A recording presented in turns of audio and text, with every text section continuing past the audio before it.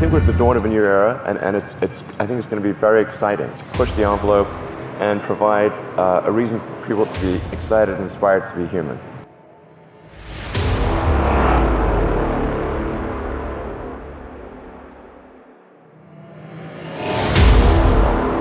The universe is the answer. What is the question? But I think we want to obviously do our absolute best to ensure that the future is good. You know, that the future is something that you can look forward to and not feel sad about.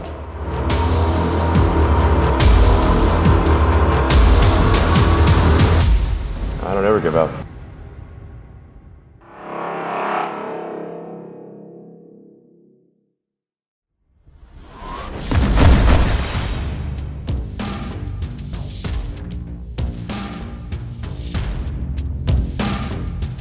Elon Musk is one of the defining figures of our times. Some see him as a world-saving hero, others as a Bondian villain. Sometimes an eccentric, almost trillionaire, and dangerous influencer. Musk leaves no one indifferent. Even the most disconnected from the business world know and have an opinion of him. While not the first, Steve Jobs and Bill Gates could have beaten him to the punch. Musk is the epitome of a business rock star. A real-life Tony Stark minus the sci-fi armor and superheroics. But not for lack of trying.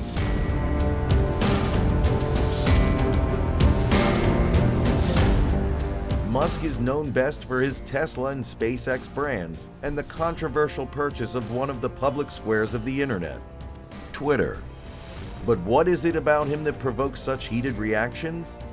Is it his persona, his actions, his wealth, or his political stance?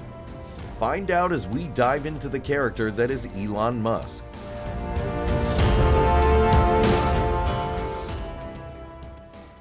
How do you describe yourself? I usually describe myself as an engineer. That's basically what I've been doing since I was a kid. I'm interested in things that change the world or that affect the future in wondrous new technology, where you see it and you're like, wow, how did that even happen? How's that possible? Elon Reeve Musk was born in Pretoria, South Africa on June 28, 1971. His parents are May Musk, a Canadian-born dietitian, and Errol Musk, a man of multiple trades and, more notoriously, stake owner of an emerald mine in Zambia, which according to himself, made the Musk family wealthy. His maternal grandfather, Joshua Haldeman, was also well known for breaking records by taking his family in a single-engine Belanca airplane to Africa and Australia. Musk has two younger siblings, Kimball and Tosca, and two estranged younger half-siblings.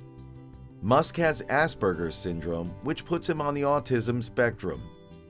After high school, Musk moved to Canada, where he enrolled at Queen's University in Kingston, Ontario, before transferring to the University of Pennsylvania. There, he completed studies for a Bachelor of Arts degree in physics and a Bachelor of Science degree in economics from the Wharton School. While an up-and-coming entrepreneur, he founded Zip2 with his brother Kimball and Greg Corey, which provided licensed city guide software for newspapers. Zip2 soon found contracts with some of the country's largest newspapers and, later, were bought by Compaq for over $300 million, with Musk receiving $22 million for his 7% share. In 1999, he co-founded X.com, an online bank and email payment company, later merging with Confinity, a software company that later became PayPal. When PayPal was sold to eBay in 2002 for $1.5 billion worth of stock, Musk was still the largest shareholder, thus netting $175.8 million. Hi, Elon Musk. It's 7 o'clock in the morning, and Elon Musk anxiously waits for his golden payoff, his prize for paying his dues in the valley. I expect to receive a car that I've just bought, which is called McLaren F1. It's $1 million for a car. It's decadent. There are 62 McLarens in the world, and I will own one of them. Despite the runaway success while barely 30 years old, Musk's popularity links to his SpaceX and Tesla ventures. Tesla and SpaceX were risky ventures and were on the cusp of failing even before they could start. Musk knew it, but still bet his fortune and reputation on them succeeding. And, incredibly so, they did.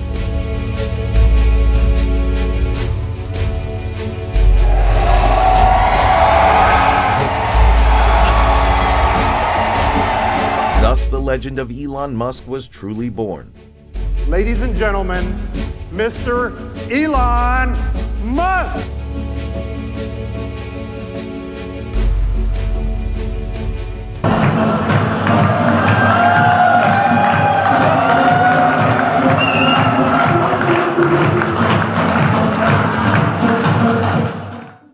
Media attention helped his growing popularity and helped him voice his stated intentions to advance human civilization to make the world a better place. Okay, Mr. Musk, how are you? Congratulations on the promotion. Thank you very much. Elon, Thank you. those Merlin engines are fantastic. Thank you. Yeah, good idea for an electric jet. You do? Yeah. Then we'll make it work.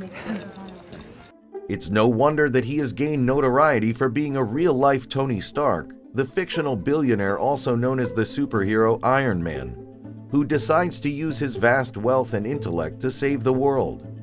In the Avengers movies, Stark even claims to create a suit of armor around the world, like a global agenda to protect Earth from threats. What we needed was a suit of armor around the world. Remember that? Whether it impacted our precious freedoms. Are you sincerely trying to save the world? Well, I'm trying to do good things, yeah. I mean, saving the world is not I mean... But you're trying to do good things and you're a billionaire. I mean, Yeah. that seems a little bit like either superhero or supervillain. You have to choose one. The fast way is drop thermonuclear weapons over the poles. You're a supervillain. That's what a supervillain does. Yeah. This notoriety has, however, revealed itself to be a double-edged sword. When comedian and political commentator Stephen Colbert said he owned a Tesla, So let's talk about the Tesla. I have a Tesla. Yeah. Okay, and I love it. I love it. the crowd reacted positively, which is a testament to the brand's popularity. However, this notoriety also made his social faux pas and somewhat social awkwardness much louder. Take the controversy due to the Tom Luong rescue, or his appearance on Joe Rogan's podcast, where consumption of cannabis led to a significant amount of backlash, especially to SpaceX, or his children's naming conventions. It hit a fever pitch when he proposed to purchase Twitter itself, which led to a long process that ended up with Musk successfully owning it. There were several overhauls to that social media app. Still, most were highly controversial, such as allowing banned accounts to return, including former President Donald Trump and many conservative talking heads like psychologist Jordan Peterson, the kickboxer turned internet personality Andrew Tate, and the media group Project Veritas. This fact has put Musk into straight villainy to some, with many celebrities announcing their departure from Twitter, with the media tarring him as a dangerous despot. Now, Musk might as well be Lex Luthor, Superman's arch enemy and morally corrupt billionaire. His political outspokenness turned some who once championed him against him, especially as he began espousing a right-wing conservative bent on his social network, Twitter. Buying Twitter seems to bring to light the conservative side of Musk. Before that, he was admittedly moderately left-wing bent. Musk stated that he was primarily uninterested in politics, though he supported Biden and other Democrats before him, like Barack Obama and Hillary Clinton.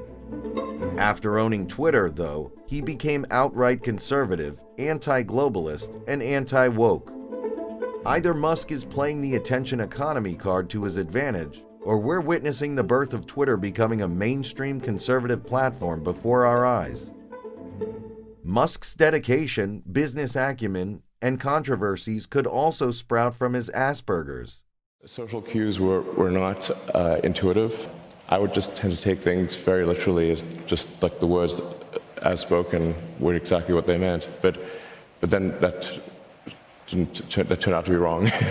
They're not simply saying exactly what they mean. There's all sorts of other things that are meant. It took me a while to figure that out. I found it rewarding to spend all night programming computers just by myself, and I think most people don't enjoy typing strange symbols into a computer by themselves all night. They think that's not fun, but I thought I really liked it. Still, others with the same condition didn't garner the same notoriety.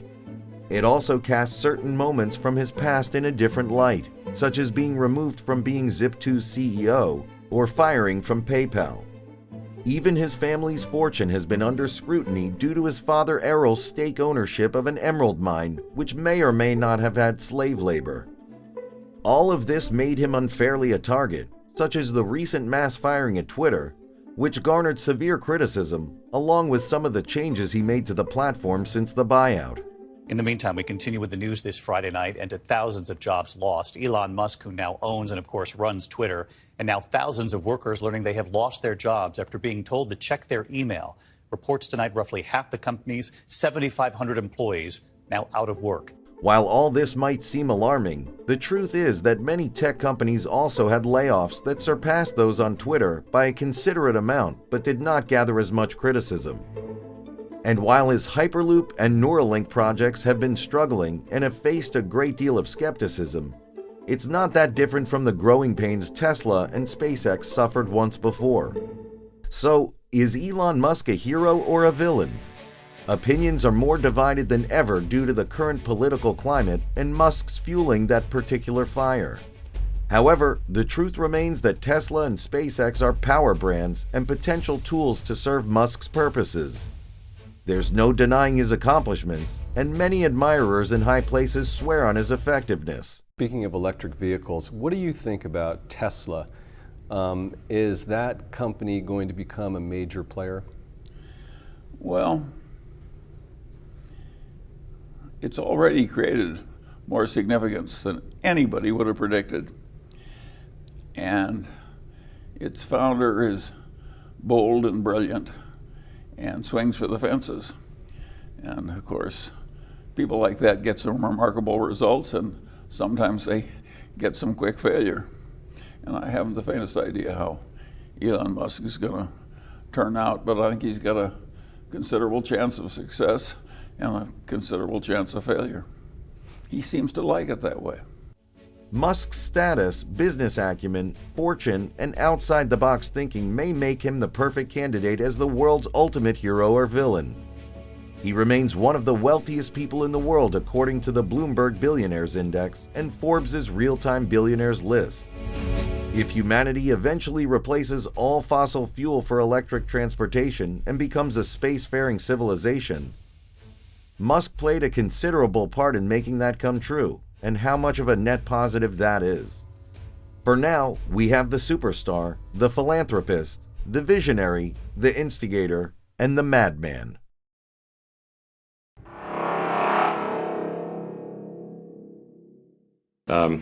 So then I was like, man, I'm just like struggling to find meaning in life here. And then I read Hitchhiker's Guide to the Galaxy, and basically what Douglas Adams was saying is that we don't really know what the right questions are to ask. Like, the question is not, what's the meaning of life? In the Hitchhiker's Guide to the Galaxy, and Earth, it turns out, is a big computer and its goal is to answer the question, what's the meaning of life? And Earth comes up with the answer 42.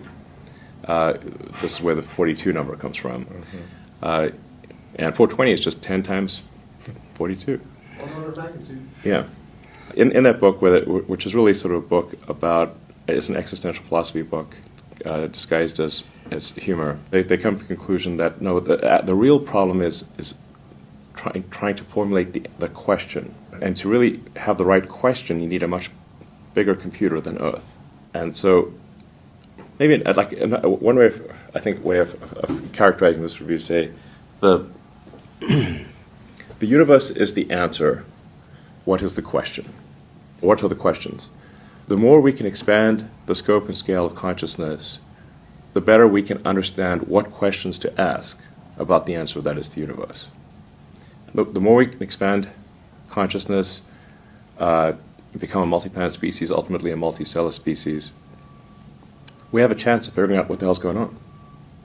And so And this is why I think we should have more humans and more digital, both biological and digital consciousness, and why we should become a multi-planet species and a multi-stellar species, is so that we can understand the nature of the universe.